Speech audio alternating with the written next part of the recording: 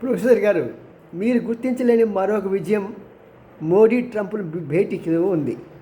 అదేంటంటే ప్రత్యేకంగా భారతదేశానికి విరోధంగా ఉన్నటువంటి శక్తులు, వ్యక్తులు అక్కడ ఉన్నారు. వారిని పంపించమని భారతదేశం ఎన్నో వాళ్ళని అడిగినా సరే ఇంతవరకు ఏ ఫలితం దక్కలేదు. ప్రత్యేకంగా మన బొంబాయి దాడులు వెనక ఉన్నటువంటి వ్యక్తి అతన్ని పంపించమని, రానాని పంపించమని భారతదేశం చాలాసార్లు అప్పీల్ చేసింది, కానీ కుదరలా. కానీ ట్రంప్ వచ్చినాక మోడీతో పాటు రానాని కూడా పంపించేస్తాను అని చెప్పి పంపించేస్తున్నాడు. ఇది గొప్ప విజయం కాదంటారా మాస్టారు?